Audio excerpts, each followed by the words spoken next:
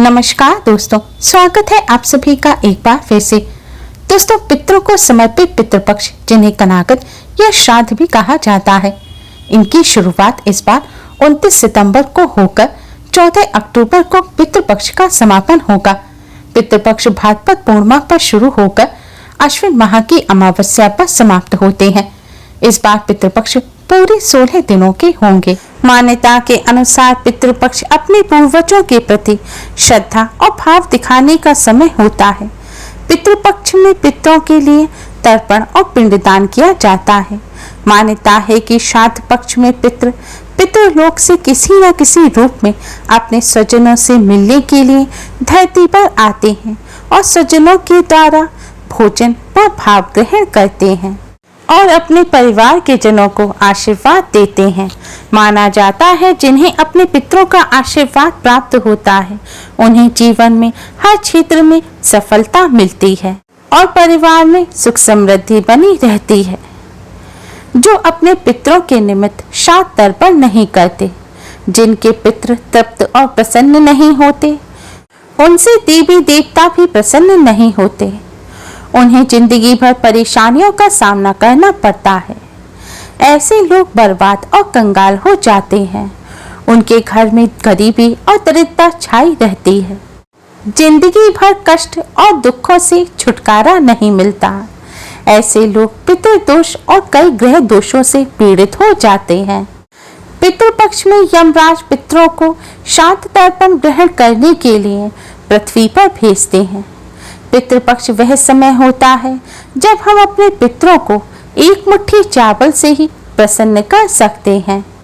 पितृपक्ष के दौरान एक मुट्ठी चावल से छोटा सा काम करने से पितृ प्रसन्न और तृप्त होते हैं। पितृदोष पितृ आशीर्वाद में बदल जाता है।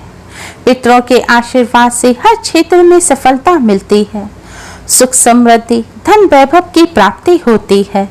अगर आप पितृपक्ष के दौरान एक मुट्ठी चावल से यह काम करेंगे तो आपके पितृ आपकी हर दुख दर्द तकलीफ से रक्षा करेंगे, आपको माला माल बना देंगे। दोस्तों, इस उपाय को सही प्रकार से करने के लिए आप हमारी इस वीडियो को एंड तक अवश्य ही देखें। अगर आपने हमारे चैनल को अभी तक सब्सक्राइब नहीं किया है तो जल्दी से हमारे चैनल को सब्सक्राइब कर लें और बेल आइकन को हिट अवश्य ही करें, जिससे हमारी सभी नई वीडियोस की नोटिफिकेशन आपको फ्री में सबसे पहले मिल पाए। दोस्तों, आपको पितरों को प्रसन्न करने के लिए पितृपक्ष के दौरान चावल के पिंड का दान अवश्य ही करना चाहिए। तर्पण के दौरान भी चावल के पिंडों का ही दान करना चाहिए, क्योंकि पितरों को चावल के पिंड बहुत पसंद होते हैं। दरअसल चावल की तासी ठंडी होती है। यही वजह है कि चावल के पिंड पितरों को शीतलता प्रदान करने के लिए बनाए जाते हैं। चावल के गुण काफी लंबे समय तक रहते हैं, इसलिए चावल के पिंडों से पितरों को संतुष्टि भी लंबे समय तक मिलती है।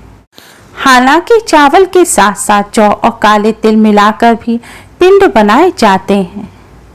चावल के पिंड को प्यास अन्न कहा जाता है। प्यास अन्न चावल और तरल से मिलकर बनता है। इसे प्रथम भोग माना गया है। दोस्तों, एक मुट्ठी चावल का यह उपाय आपको दोपहर के समय ही करना है, क्योंकि सूर्य की किरणें पृथ्वी पर दोपहर के समय तेज और सीधी पड़ती हैं। मान्यता है कि सूर्य के प्रकाश में श्राद्ध को पितृ सही प्रकार से ग्रहण कर पाते हैं। जिस तरह अग्नि का प्रयोग हवन यज्ञ आदि में देवताओं को भोग लगाने के लिए किया जाता है, उसी तरह पितरों तक भोजन भी सूर्य के प्रकाश के द्वारा ही पहुंचाया जाता है। दोस्तों, पितरों को भोग लगाने से पहले यानी कि दोपहर के समय पितरों को भोजन कराने से पहले आप अपने हाथ की उंगली में कुशा अवश्य ही पहने। कुशा भी शीतलता प्रदान करने वाली होती है। कुशा की घास को बहुत ही पवित्र माना जाता है। इसे पवित्री भी कहते हैं। इसी वजह से हाथ में कुशा श्राद्ध कर्म करने से पहले पवित्रता के लिए धारण की जाती है। दोस्तों, आपको एक मुट्ठी चावल लेकर पितरों को भोग लगाने के लिए खीर बनानी है। जी हाँ दोस्तों, खीर श्राद्ध में बनाई जाती है। पिंड जो चावल से बनते हैं उन्हें प्यास अन्न कहते हैं। ऐसा इसलिए कहते हैं क्योंकि तरल और चावल से मिलकर पिंड बनाए जाते हैं। उसी प्रकार से प्यास अन्न खीर को भी कहा जाता है, क्योंकि खीर को भी चावल और तरल यानी कि चावल और दूध को मिलाकर बनाया जाता है। खीर भी पितरों को पके हुए भोजन के रूप में देते हैं। मान्यता के अनुसार कभी भी खीर को अकेले नहीं बनाया जाता, इसी वजह से पूरी भी इसके साथ बनाई जाती हैं। हमारे यहाँ पितृ अतिथि के रूप में पितृपक्ष में आते हैं और उन्हें भोग में हम खीर पूरी लगाते हैं। दोस्तों, खीर पूरी बनाने के बाद अब आप गाय के गोबर का एक उपला लें। इस उपले को गैस पर रखकर अच्छी तरह से सुलगा लें। इसके बाद इस उपले को एक प्लेट में रख लें। अब सुलगे हुए उपले को आप अपने मंदिर के पास रखें। मंदिर के पास ही खीर पूरी रखें और एक गिलास पानी भी अवश्य ही रखें। अब आप उपले पर थोड़ा सा घी डालें। इसके बाद उपले पर थोड़ा सा कपूर रखें, उसे जलाएं। कपूर जलाने के बाद आप खीर की 3 आहुति अग्नि में दें। इसके बाद पूरी का एक छोटा सा ग्रास तोड़ें, यानी कि एक छोटा सा टुकड़ा पूरी का तोड़कर भी आप अग्नि में रखें। इस तरह पूजन करते समय आप ओम पितृभ्यो नमः मंत्र का जाप करते रहें। जब अग्नि शांत हो जाए तो आप पूरी के छोटे छोटे से टुकड़े करें और पूरी के ऊपर खीर डाल दें और जल के छींटे भी आप पूरी और खीर पर लगा दें। अब आप ये पूरी और खीर को पितरों के भोग के लिए अपने घर की छत पर रखें। ये भोग गौओं के लिए रखा जाता है। सनातन धर्म के अनुसार देवी देवताओं का वास गौ माता में होता है। इसी वजह से गौ माता को भोजन हर कार्य में कराना जरूरी माना गया है, जबकि पितरों का रूप गौओं को बताया गया है।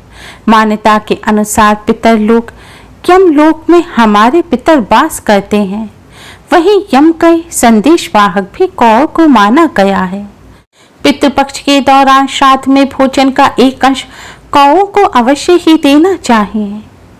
गौओं को यमराज का प्रतीक भी माना जाता है। धार्मिक मान्यता के अनुसार यदि कौआ आपके श्राद्ध के भोजन को ग्रहण कर लेते हैं तो आपके पितृ आपसे प्रसन्न और तृप्त हो जाते हैं। यदि भोजन कोई ग्रहण नहीं करते तो इसका अर्थ है कि आपके पितृ आपसे नाराज और अतृप्त हैं। धार्मिक मान्यताओं के अनुसार कौओं को देवपुत्र माना जाता है। व्यक्ति जब शरीर का त्याग करता है तो उसके प्राण निकल जाते हैं, तो वह सबसे पहले कौए का जन्म लेता है। माना जाता है कि कौए का किया गया भोजन पितरों को प्राप्त होता है। श्वान यानी कुत्ते यम के साथ रहते हैं। यही वजह है कि ग्रास खिलाने का प्रावधान कुत्ते को भी दिया गया है। इसलिए खीर पूरी बनाकर गौ माता को, कौओं को और कुत्तों को अवश्य ही खिलानी चाहिए। इसके अलावा गरीब और जरूरतमंद व्यक्ति जो वाकई गरीबी में रह रहे हैं, जिन्हें वाकई में जरूरत है, आप उन्हें पितृपक्ष के दौरान दान अवश्य ही करें। आप पके हुए भोजन का भी दान कर सकते हैं या फिर अन्न, चावल, गेहूं, दाल वगैरह का भी दान कर सकते हैं। पितरों के नाम से वस्त्रों का दान भी कर सकते हैं। पितृपक्ष के दौरान दान करने का विशेष महत्व होता है। माना जाता है पितृपक्ष के दौरान किए गए दान का पुण्य अक्षय होता है, यानी कि वह कभी भी क्षीण नहीं होता। पितृपक्ष के दौरान दान करने से पितरों को तृप्ति और शांति मिलती है। पितृ प्रसन्न होते हैं। लेकिन ध्यान रखें दोस्तों, पितृपक्ष के दौरान आप जो भी वस्तुएं दान करें वह सभी अपने पितरों के नाम से ही दान करें, जिससे आपके पितृ प्रसन्न और तृप्त हों और आपको अपना आशीर्वाद दें। दोस्तों, पितृपक्ष के दौरान चावल का ये छोटा सा उपाय करने से पितरों की कृपा प्राप्त होती है। पितृ तृप्त और प्रसन्न होते हैं और अपने परिवारजनों को आशीर्वाद देते हैं। पितरों के आशीर्वाद से जीवन की बड़ी से बड़ी समस्याएं आसानी से हल हो जाती हैं। दुर्भाग्य सौभाग्य में बदल जाता है। बिगड़े काम बनने लगते हैं। पितरों की कृपा से घर में सुख समृद्धि बनी रहती है। पितरों के आशीर्वाद से पितृदोष और कालसर्प दोष से भी मुक्ति मिलती है। ब्रह्मवैवर्त पुराण के अनुसार जिन पर अपने पितरों का आशीर्वाद होता है उन पर सभी देवी देवताओं का आशीर्वाद भी होता है।